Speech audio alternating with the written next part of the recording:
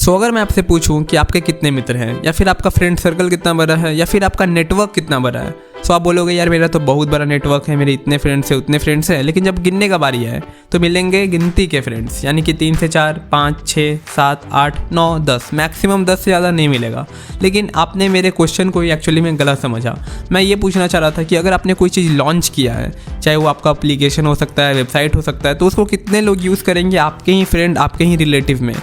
कुछ बोलेंगे भाई कोई यूज़ नहीं करेगा, कोई बोलेगा कि हाँ 2-3 यूज़ कर लेगा, कोई बोलेगा 5-10, कोई बोलेगा सब लोग यूज़ कर लेंगे। तो सब लोग तो कभी यूज़ नहीं करने वाले, क्योंकि होता है ना, फैमिली में भी बहुत सारी चीज़ें होती हैं, उसमें नहीं जाऊँगा। लेकिन हाँ, मैं क्या फॉलो करता हूँ, कैसे मैं अगर लॉन्च कर रहा हूँ कोई एप्लीकेशन, वेबसाइट, तो क्या मैं अपने फ्रेंड सर्कल में ही डाल देता हूँ, क्या मैं रिलेटिव ग्रुप में डाल देता हूँ या फिर मेरा कोई फैमिली ग्रुप है उसमें डाल देता हूँ? बिल्कुल नहीं। मैं कभी भी ये सारी चीज़ों का पोस्ट वहाँ पे करता नहीं, क्योंकि मेरा मानना है कि आपने प्रोफेशनल लाइफ और प्राइवेट लाइफ को अलग अलग रखिए। एंड वहाँ पे डालने का क्या मतलब है, जब आपको मेन काम, आपके मेन ऑडियंस बाहर है, ठीक है, क्योंकि वो खुश करने के लिए आपको बोलेंगे हाँ भाई मैंने इंस्टॉल कर लिया। आपका भाई बोल सकता है, आपके दोस्त बोल सकते हैं कि हाँ मैंने आपका एप्लीकेशन इंस्टॉल कर लिया, लेकिन एक्चुअल में क्या वो किया वो तो आप दिखने नहीं जा रहे हो। और साथ ही में फिर वो रिव्यूज़ लिखा, क्या लिखा, क्योंकि एक्चुअल में वो आपका क्लाइंट नहीं है, उसकी भी कोई गलती नहीं है। ये बात समझो, मैं किसी को यहाँ पे ब्लेम नहीं कर रहा हूँ कि वो मेरे से जल रहा है तो इंस्टॉल नहीं करेगा, ऐसा कुछ नहीं।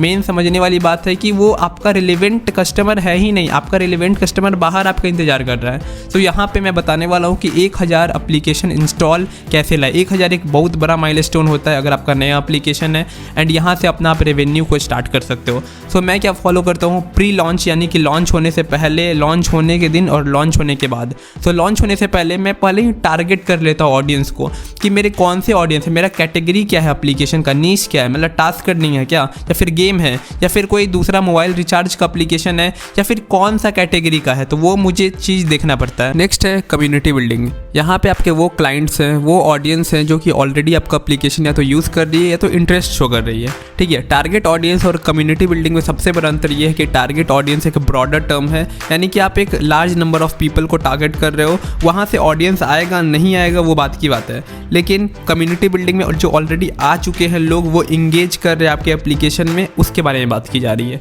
उसके बाद ईमेल लिस्ट। मैं क्या करता हूँ कि जब भी मेरा लॉन्च होने वाला एप्लीकेशन रहता है, उससे पहले मैं ही अलग अलग ईमेल्स मेरे पास रहते हैं, मेरा इनबॉक्स तो हमेशा भरा रहता है बहुत सारे ईमेल्स, तो मैं वहाँ से ईमेल्स उठा के सबको मैं एक मेल भी कर देता हूँ कि ये एप्लीकेशन एक लॉन्च होने वाला है। मैंने एक बुक में पढ़ा था, एंड वो ऑथर बहुत ही अच्छा बात बोल रहा था कि एक प्रोफेशनल और एक नॉर्मल पर्सन में यही अंतर है कि एक प्रोफेशनल बंदा जो होता है वो अपना लॉन्च से पहले भी मार्केटिंग करता है, लेकिन जो एक नॉर्मल पर्सन है वो सिंपल लॉन्च के बाद ही, उसको ऐसा लगता है कि लॉन्च होने के बाद ही वो मार्केट कर सकता है, उसका प्रमोशन कर सकता है। और एक यही बड़ा अंतर है एक प्रोफेशनल और नॉर्मल में।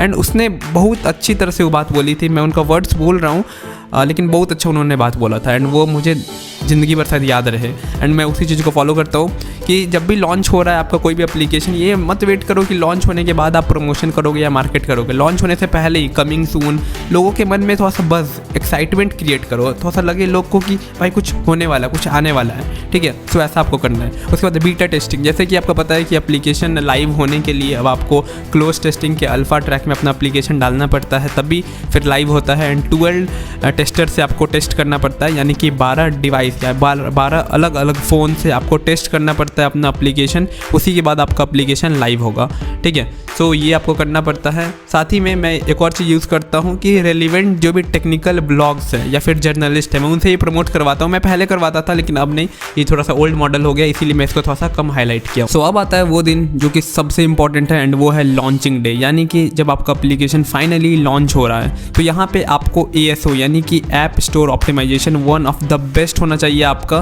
ताकि आपका एप्लीकेशन ऑलरेडी सर्च में आना स्टार्ट हो जाए। यहाँ पे आपको अच्छे से tags, description, title, short description, long description, अच्छे से इमेजेस को यूज़ करना है, सारी चीज़ों को अच्छे से फॉलो अप करना है।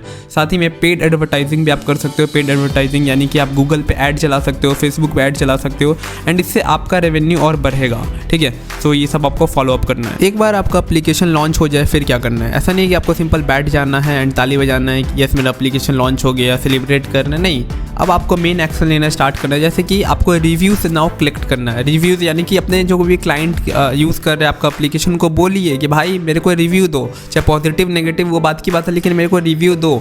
एटलीस्ट अच्छा स्टार वाला रिव्यू मिलेगा तो बेटर है। जैसे कि UI आपका बहुत अच्छा है तो वो भी लिखवा दो।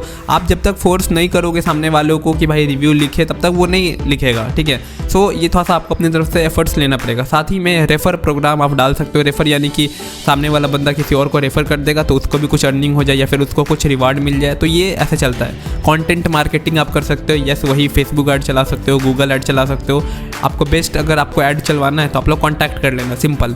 मैं बार बार प्रमोशन नहीं कर रहा हूँ, लेकिन मेरा मानना ये है कि आपका इससे कॉस्ट बच जाएगा, ठीक है। आप जो ऑलरेडी 15-20 हज़ार 25 हज़ार एक्स्ट्रा खर्च करोगे वो कॉस्ट आप यहाँ पर रख के सिंपल जो बेस्ट क्वालिटी की ऐड है वो आप चलवा लोगे।